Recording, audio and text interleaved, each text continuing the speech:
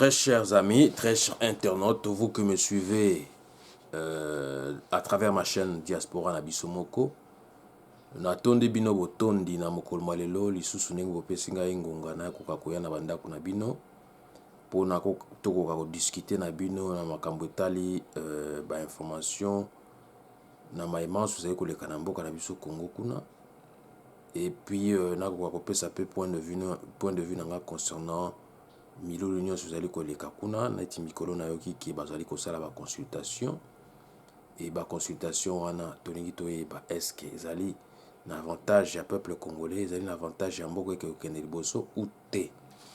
Na kaka na baactualité pe tokodiscute na makambo etalami bongo territoire ya Minembwe, bolandaki évolution ya ndenge parlement honorable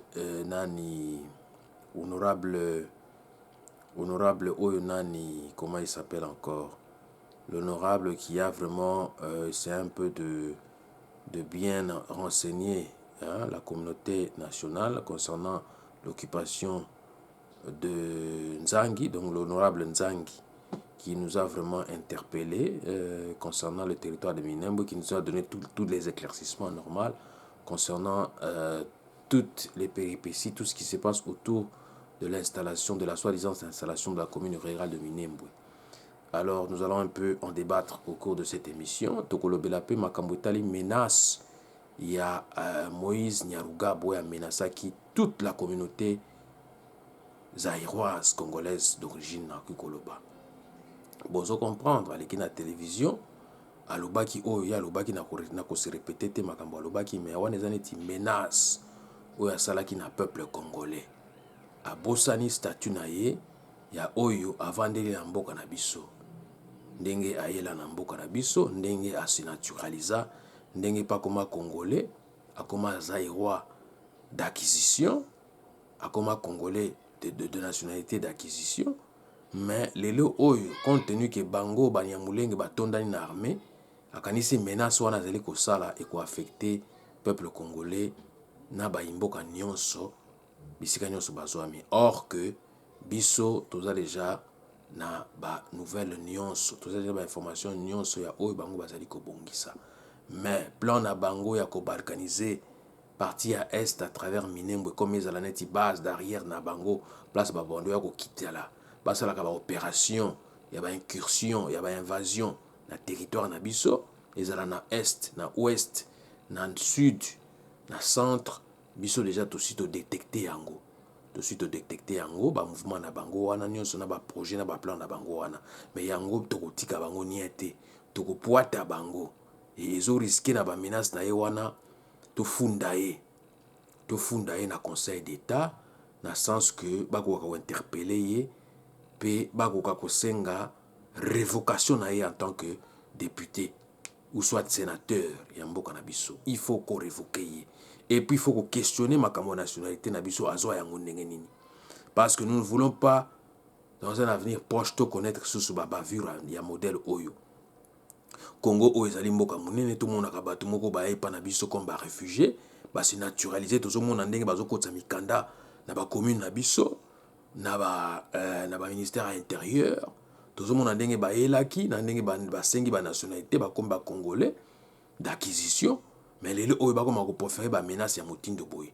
Mais tokozwela ye ba mikano na mikolo mizali koya azo risquer même tobotola ye nationalité tozongisa ye na Rwanda, parce que bango kuna na mboka na bango na Rwanda constitution na bango ezali ko permettre bango ata bazwa nationalité mususu bakoka ko recouvrir nationalité d'origine na bango, bakoki ko perdre yango te.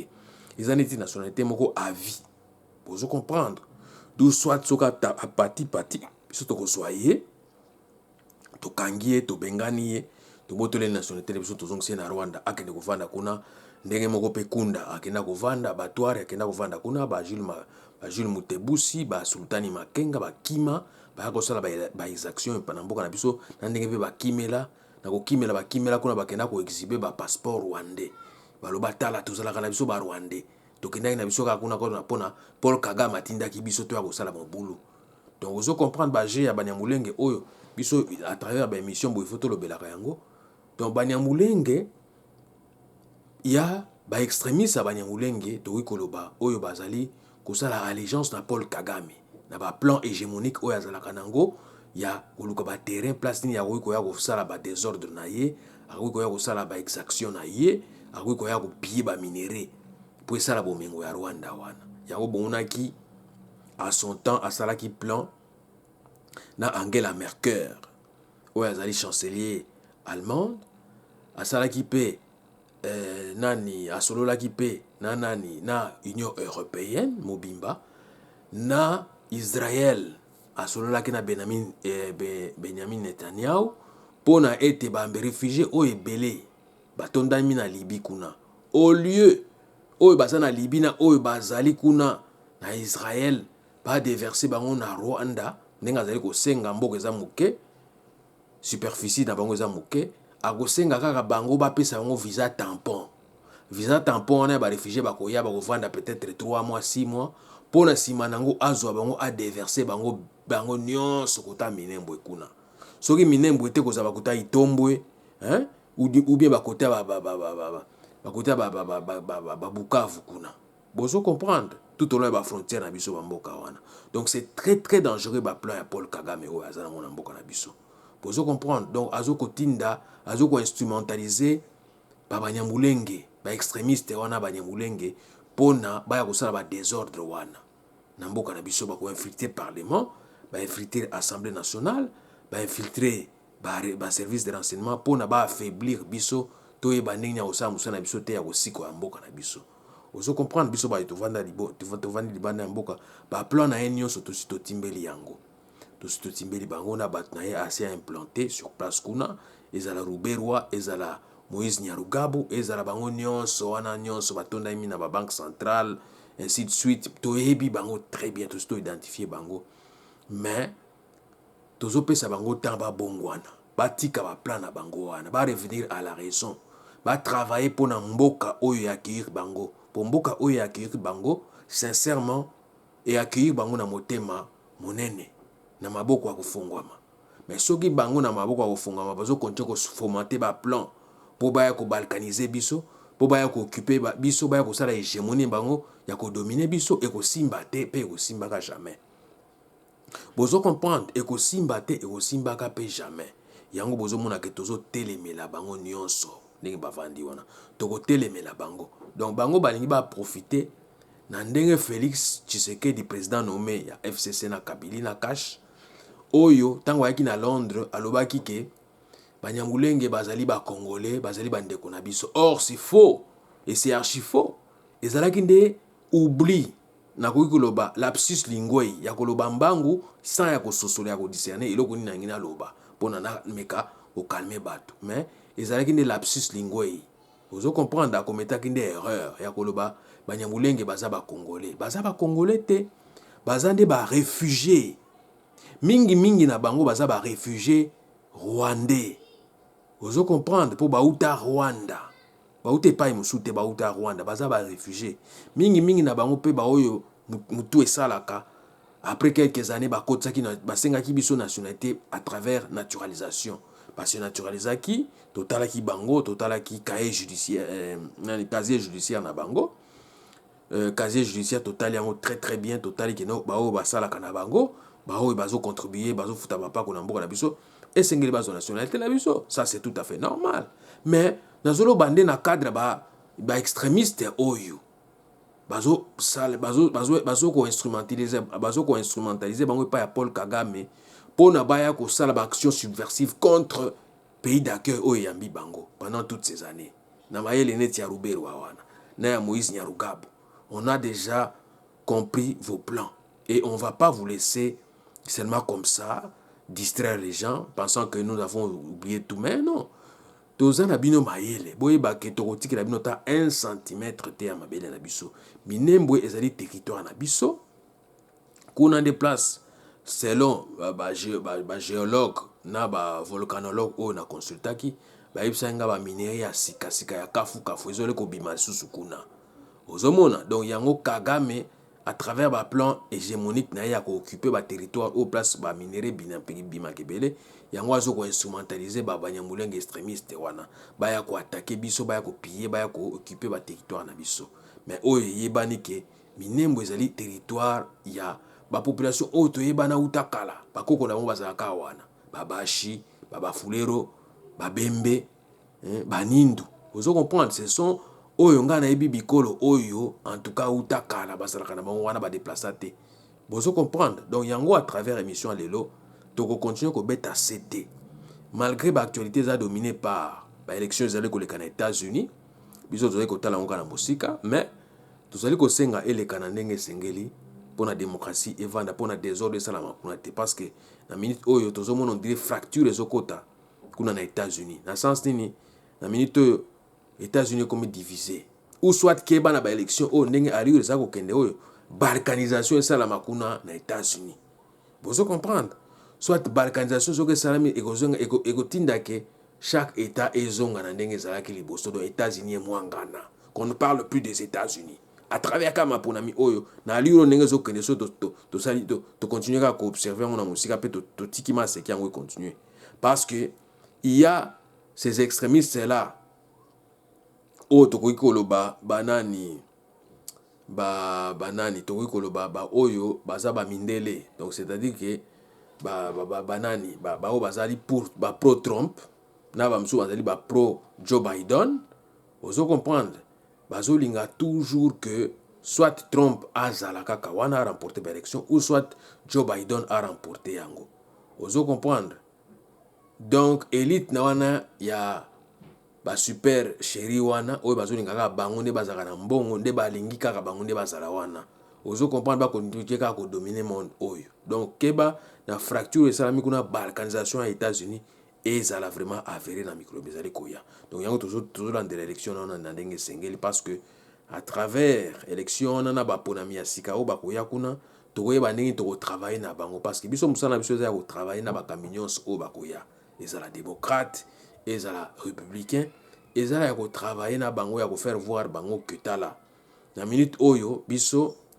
baimboka Congo démocratique guerre kuna esilaka te bino bochangeaka baprésident nyonso bayaka ezalaka neti kaka donc mokuya eza mokuya ke situation ya Congo echangeaka te mpona nini bozo comprendre yango tozosenga na bino makambo nyonso eleka kuna eleka dans le calme et dans la sérénité possible vous voyez donc tokolobela lisusu mpe makambo ya rapport mapping na émission ya lelo mpona to éveiller bino population esika nyonso bozwami na mosala de sap oyo docteur Mukwege azali kosala ye na équipe na ye mobimba ya hôpital Panzi na ya fondation na ye mpona ete tokoka poursuivre baoyo nyonso bakometa bacrime grave na parti wana nyonso ya est même na ouest na biso bozo comprendre donc na mikolo mizali koya tokolobela makambo mpe il faut tolobela yango parce que ezali mboka na biso nde toya bakolo mboka il faut si quelque chose ne va pas totelemelaka yango toyeba kodresse yango na ndenge esengeli bozo comprendre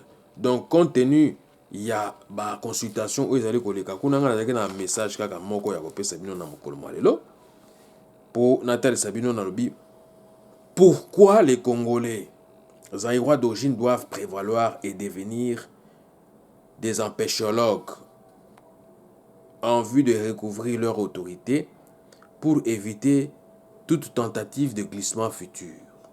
Bozo comprendre pour aliro tozo kenango ezalo kola bazo lingaka ba mema biso kana ba glissement moko inutile o toza nango besoin te na mboka wana. Bozo comprendre.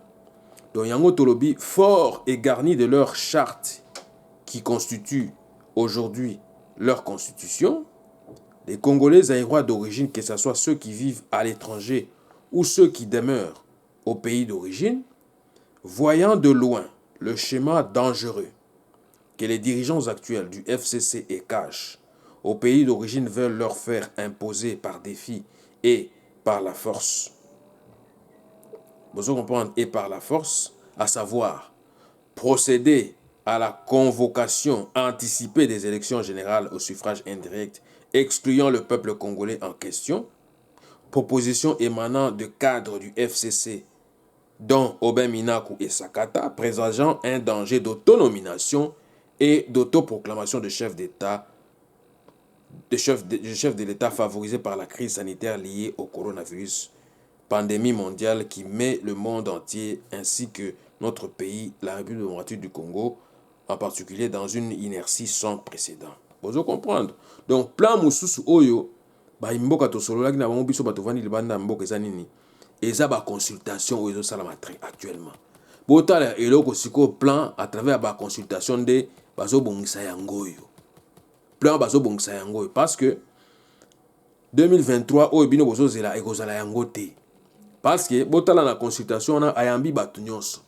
Ayamba Kinanga ou azali président sortant ya Seni parce qu'il dit bien que Rosal Malonda balingo sentir yete et na ba déclaration na nanga lobaki nini nanga yipsaki ke a rappelé que non azana chronogramme pardon ya maponami ya 2023 ndenge ni ekoleka.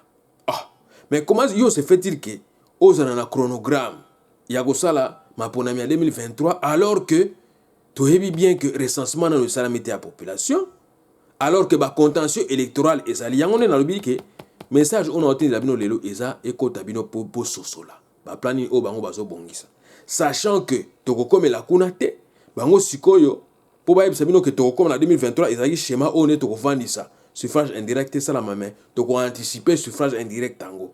Oso comprendre dans le sens que ba parlement fantoche on a ba député fantoche bazana na parlement na bangona ba procéder sikoyo na ba nomination na bango moko ba sana neti entériné ka bango na bango donc yep fachi avant d'aller sous wana.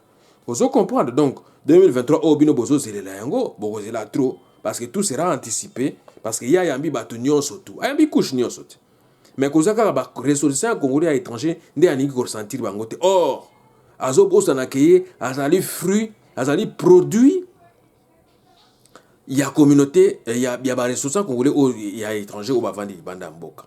Oso comprendre, azali produit na biso, auti avant kitakuna na mboka. Oso comprendre mais azo boa que ça na biso, eloko ça regrettable yango wana.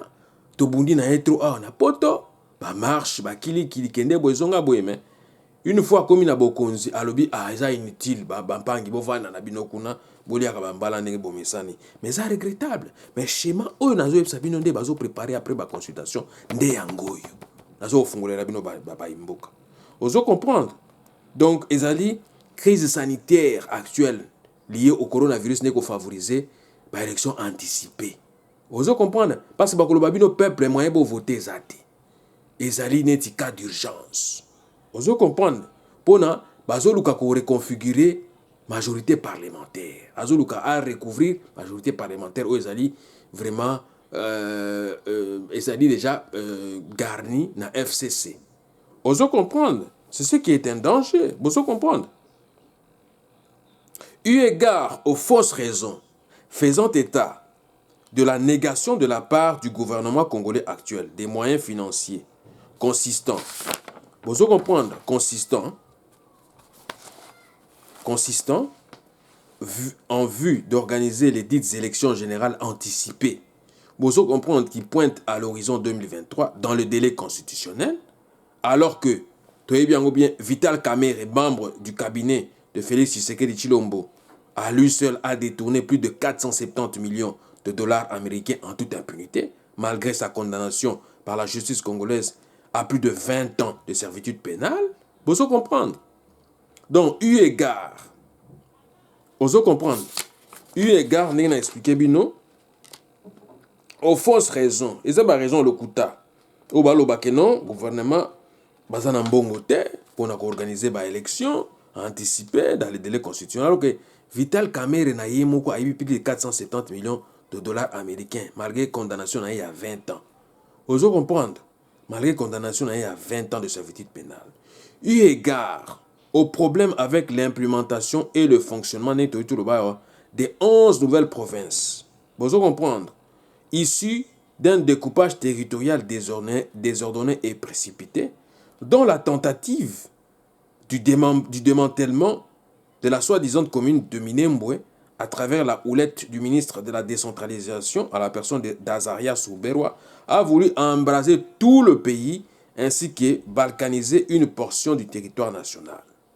Voyez, eu égard au droit de vote des ressortissants congolais de l'étranger et au droit de vote des jeunes majeurs qui totalisent au jour d'aujourd'hui plus de 18 ans d'âge, qui doivent impérativement,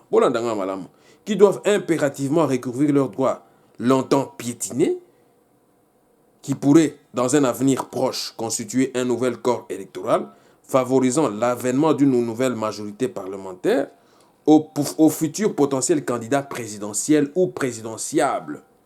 Ajoutez à ces lots, très chers amis, les contentieux électoraux des élections générales de 2006, 2011 et 2018 qui, jusqu'aujourd'hui, n'ont pas encore trouvé des remèdes adéquats. Eu égard, très bien, eu égard au déterrement, ainsi qu'à l'exhumation du rapport Mapping et aux résultats d'enquête des fosses communes de Maluku, de Beni et d'autres villes du pays qui tardent encore d'être élucidées, eu égard à la non-divulgation du fameux deal mystérieux liant le FCCE au cash après près de 2 ans qui divisent les deux formations politiques dans les domaines de la paix durable, de la sécurité, de la CENI, de la gestion du portefeuille d'État, de la territoriale, etc., au su et au vu de la mauvaise foi du gouvernement congolais actuel de pallier aux conditions de précarité du vécu quotidien de la population congolaise zaïroise d'origine, nous tenons d'exhorter sans plus tarder, vous comprenez, sans plus tarder à notre peuple, de se prendre en charge en s'appropriant au plus tôt des articles 14 et 15 de la Charte des ressortissants congolais de l'étranger en vue de devenir des empêchologues et de sortir de l'état d'otage perpétuel dont on veut le museler à perpétuité depuis l'époque coloniale jusqu'à nos jours. Rien n'a évolué car la clé de répartition des richesses nationales fait défaut. Bon, ça comprendre, et ne répond qu'à un groupuscule de mafieux qui ne veulent que s'enrichir au détriment du souverain primaire, le peuple congolais zaïrois d'origine, en violation des articles 58, 59 et 60 de la Constitution actuelle. Ozo comprendre, Oyo elobi boy. 58, article 58, elobi, tous les Congolais ont droit de jouir des richesses nationales. L'État a le droit et le devoir de les redistribuer équitablement et de garantir le droit au développement. Droit au développement et pas dans beaucoup d'habitudes et ça n'a garanti tout. Parce que Kamere de lui-même il a volé, il a détourné 470 millions. Alors que avec ces 470 millions là, pendant 5 ans, très chers amis, ou 10 ans, tu vas refouler votre chômage. Tu vas vivre bien. Pourquoi il faut qu'un groupuscule mokoka ya batu baliaka, bamsou baliaka te? Mais je ne comprends pas ces gens ici. Baza maudit ou quoi? Article 59. Et lobby, tous les Congolais ont droit de jouir du patrimoine commun de l'humanité. L'État a le devoir d'en faciliter la jouissance. Vous devez comprendre, le droit de souveraineté des peuples et des nations sur leurs richesses et leurs ressources doit s'exercer dans l'intérêt exclusif. Vous l'entendez très bien. Dans l'intérêt exclusif du développement national et du bien-être de la population de l'État intéressé.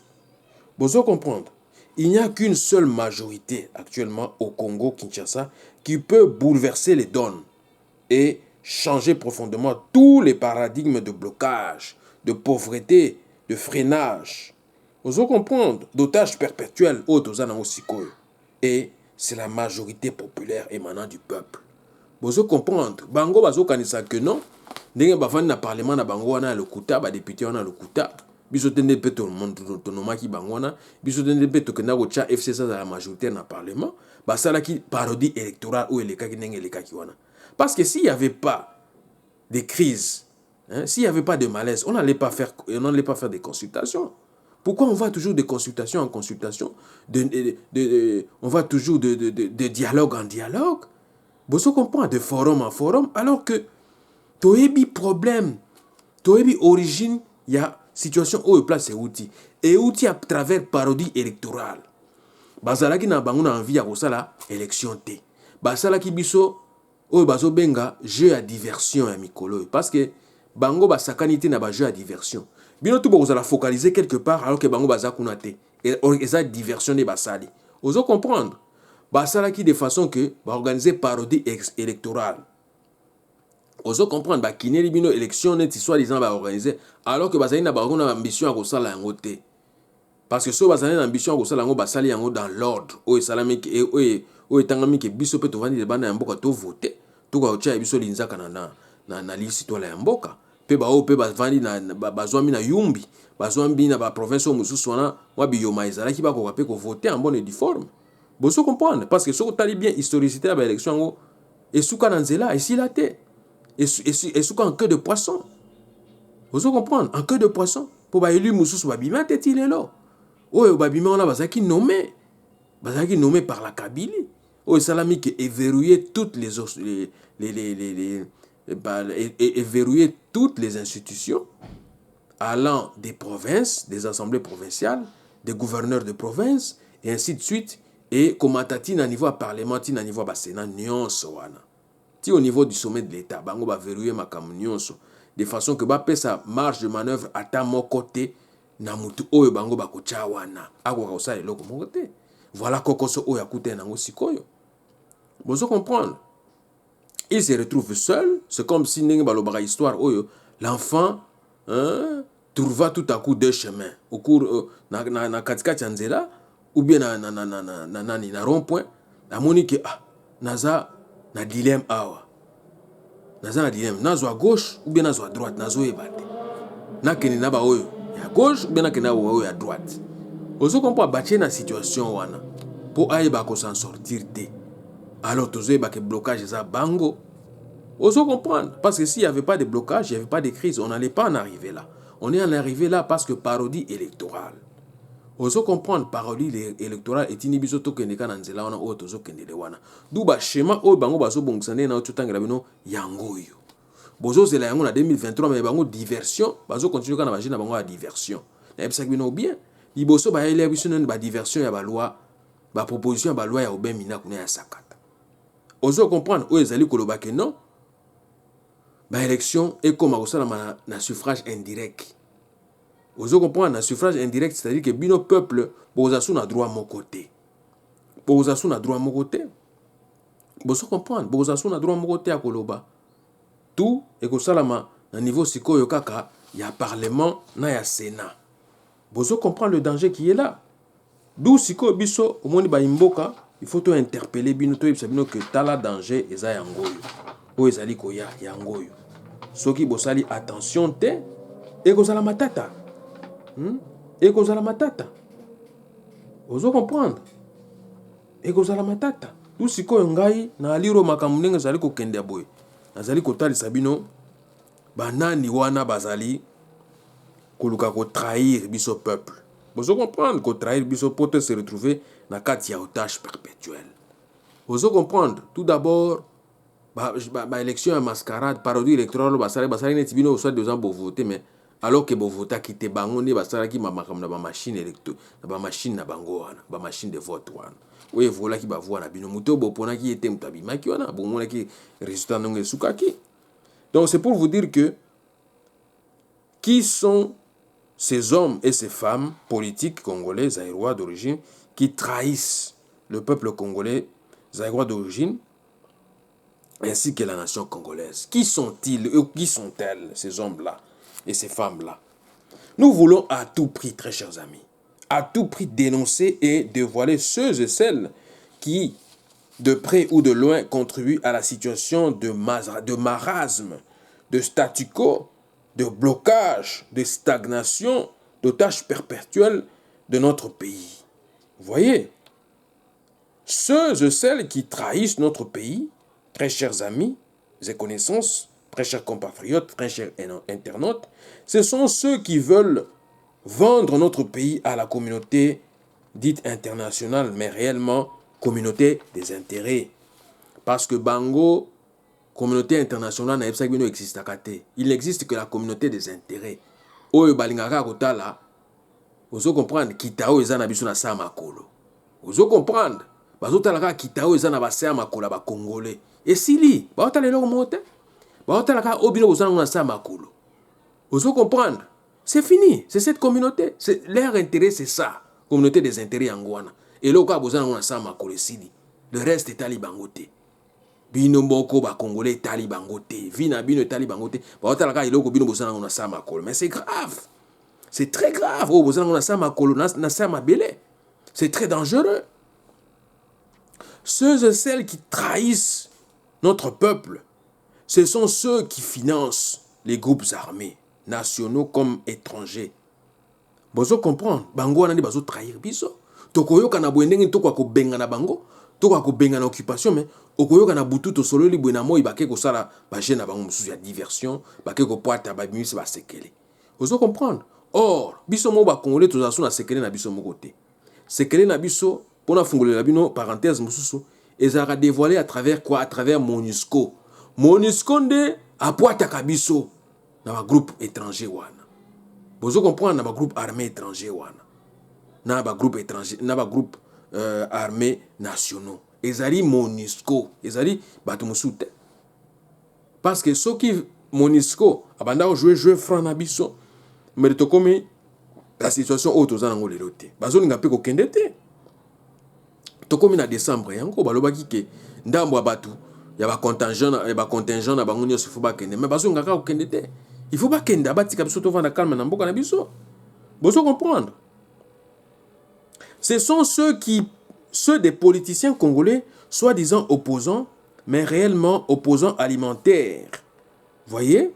Car ils s'arrangent à tromper le peuple congolais avec des slogans creux, disant qu'ils se soucient d'eux, alors qu'ils sont en train de les tromper, de les mentir, Koko Sabango, de les manipuler de manière perpétuelle afin d'exploiter leur intelligence. Bozo comprendre, afin d'exploiter et d'extorquer leur intelligence. Bozo comprendre, bah soi-disant politiciens congolais ou bobenga ba opposants, rôle na bango yangoyo. Ezali, yako manipuler peuple, yako kosaka peuple. Bozo comprendre, yako tromper peuple, yako tronquer. Bozo comprendre. Pour ne pas exploiter, maïe la peuple. Ah bah le peuple a kukufa kakanzala. Mais bisoto yana malo basukali. Namba mbebo toko kosa bango. Ah boye fachi béton. Boye naba wewa. Non, finalité ça yango te.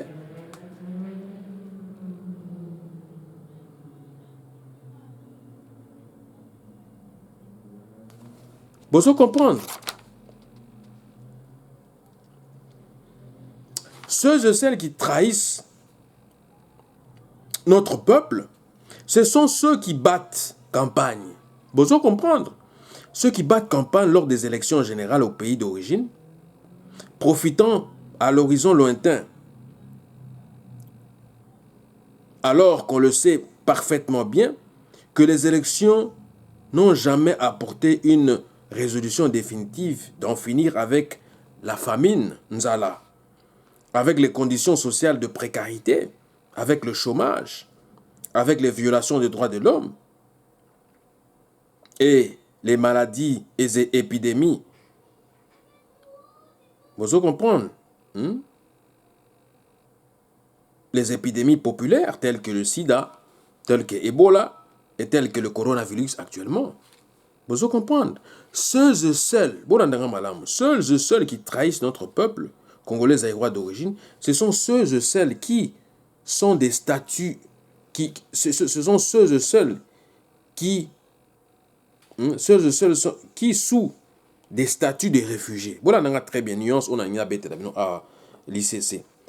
Ceux et celles qui trahissent notre peuple congolais aérois d'origine, ce sont ceux et celles qui sous des statuts de réfugiés reconnus chez nous au Congo, Kinshasa, infiltrent à tous les échelons de la société congolaise afin de chercher à nous diviser, à nous balkaniser, à l'instar des Banyamulenge et des Banyarwanda, qui se laissent être instrumentalisés par leur chef d'État du Rwanda, Paul Kagame, à continuer d'avoir des visées machiavéliques sur nos terres, nos richesses, tant du sol que du sous-sol. C'est ça, Bango wana. Ozo comprendre? Ezali ba oyo ba Congolais, ba batami sima. Il y a des statuts ou des réfugiés qui sont bango neti ba nyamulenge wana. Lelo balaksi ba vrai face na bango. Ki baza ba fa quoi. Ba côté la biso to pesa bango to naturaliser bango mais ba ya a baza na ba plan moko boye ya mabele. Ya mabele ya kozoka mabele na biso. Ozo comprendre basala elo wa benga expropriation. Bazo ko exproprier ba mabele na biso ba mabele ya ba autochtone ba bomaka bango ba dépeupler par bango ba déplacer bango par la force des armes. C'est très dangereux. Vous comprendre?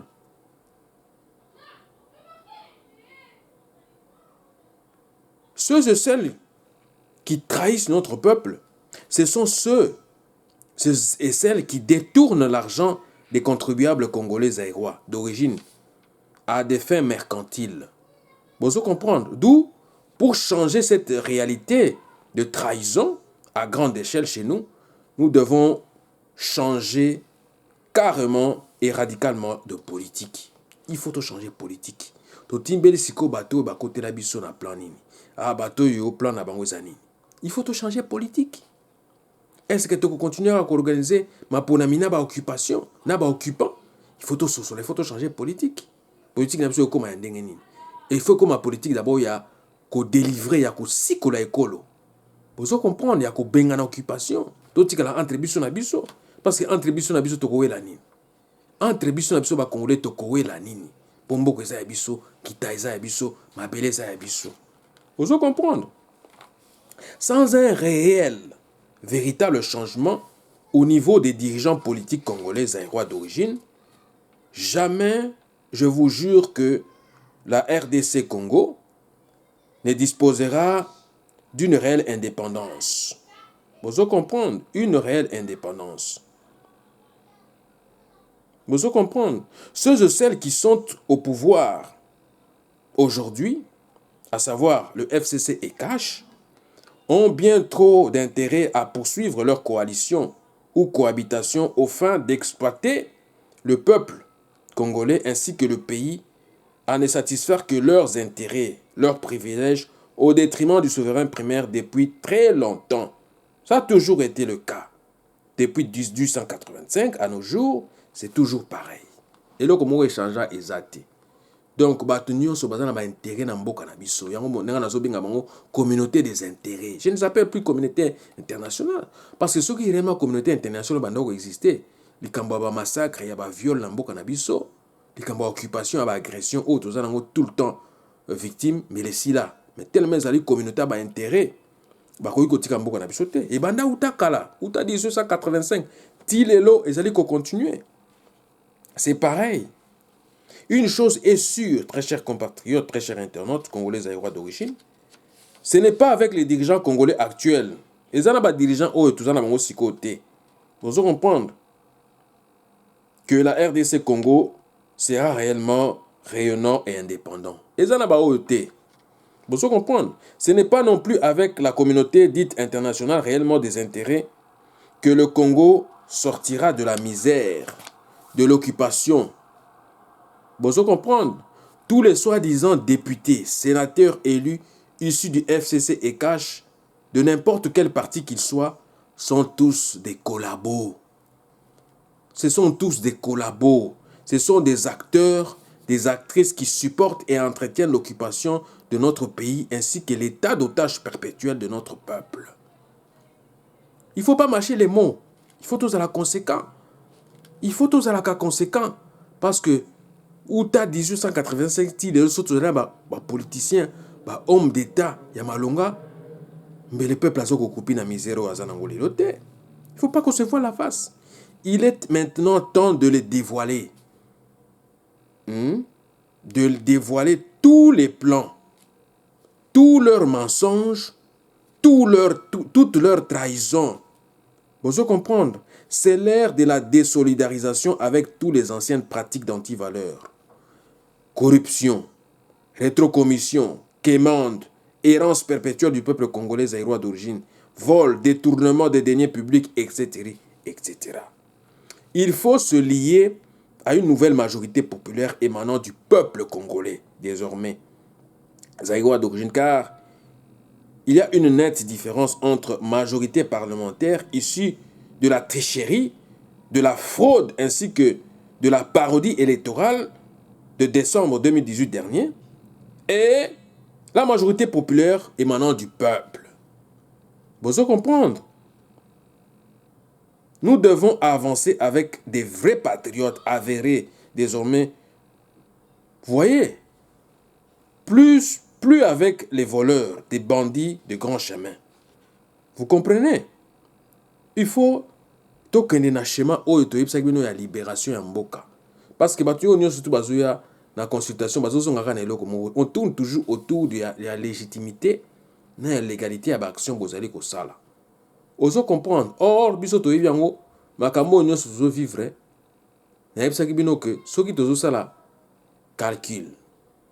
Vous comprendre tout ça la calcul, bien tout ça la calcul il y a mathématique ou bien il y a biochimie ou bien il y a banini ou bien il y a chimie ka ndenge zaka wana soki kaka bosali ka erreur na schéma boyeba ke réponse wana boko trouver ata bo trouver réponse yango eza soki ndenge ni à peu près mais yango te il faut bozongela nyonso bozo comprendre donc schéma o uta bo bandaki na ba erreur bozo comprendre na ba tricherie na banini sikoyo biso to trouver que non bo trichaki réponse au bozwaki d'ailleurs que tu réponse peut bozo ko ko réponse à malonga te bozo comprendre parce que peuple azaka occupé na misère parce que ceux qui peuple banda occupé na misère te peuple banda ko lia na nzala na ye pouvoir d'achat ezaki ya malonga mboka sécurité ezalaki kimia ezalaki occupation ezate alors au moins on allait dire que malgré la tricherie dans la résultat tout ça nango to trouver résultat mais résultat ngo tozomona ke ça va mais nde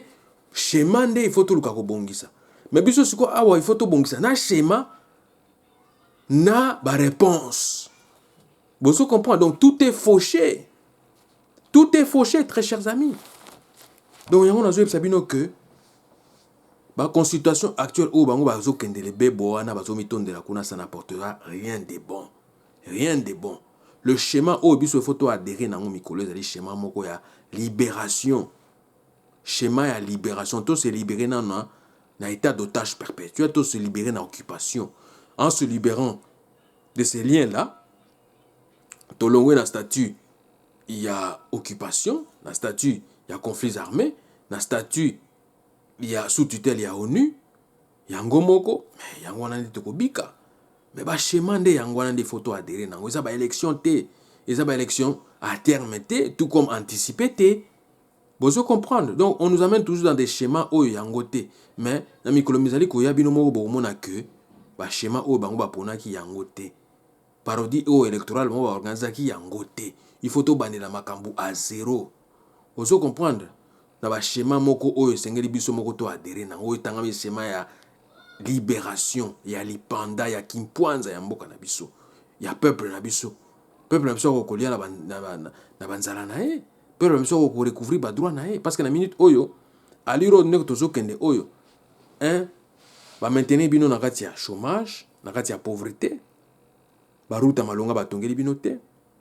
Ba sali bino neti semblant ya ko organiser parodie électorale au bino bokoyi soi-disant ko voter alors que bo voter te ba yibi bino maponami à travers ba machine à voter. Ozo comprendre résultat yango bo connaître oyo siko résultat oyo bango bazo bongsa ezala anticipativement ezala à terme en 2023 ça sera quoi bino boko voter sous te boko za souper na masolo te et ko zala kaka bango moko bako s'autonomer bako s'autoproclamer ba chef d'état. Ozo comprendre c'est ce qui est un schéma dangereux oyo ko iko mema biso pe na guerre civile surtout to sakanité et ko mema biso na guerre civile. Donc, si vous avez sauvé biso ya munene ezali schéma on a bino ya libération. Et pour te se libérer, il faut peuple à comprendre en tout cas niveau oya komeli.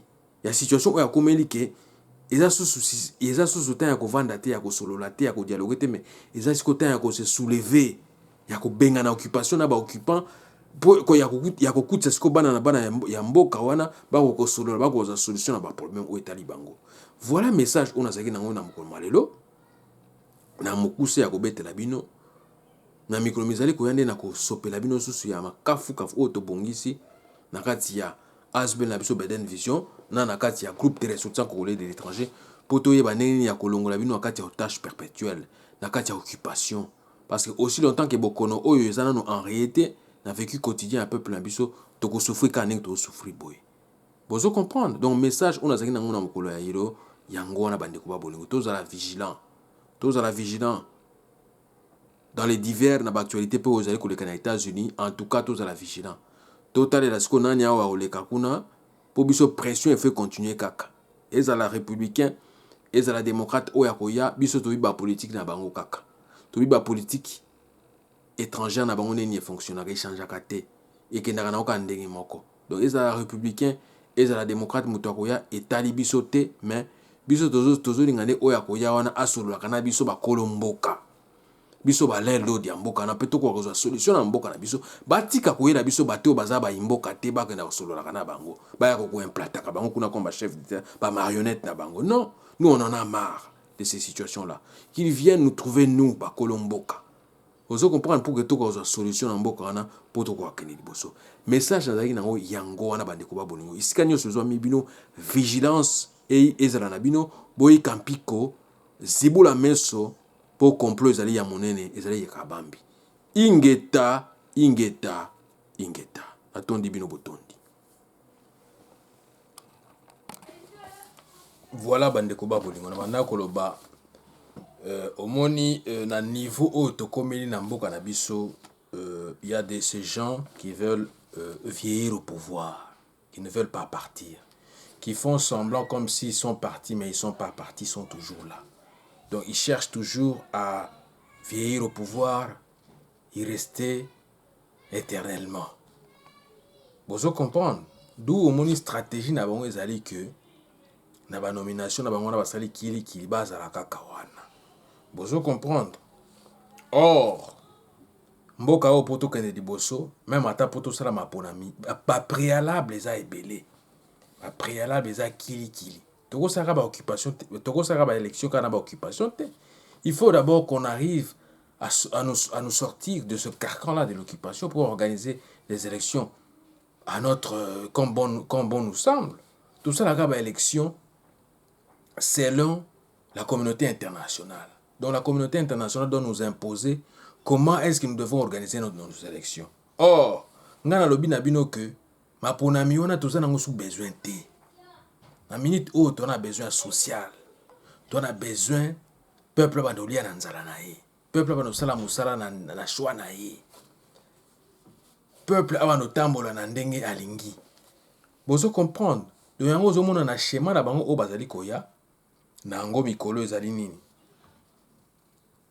Schéma au balingi koya nango sikoyo parce que pour ebi que na exercice au 2018 il fallait que ça la en 2016 et ça la maté et ça la qui que biso ba ressortissant congolais à étranger il fallait que tu voter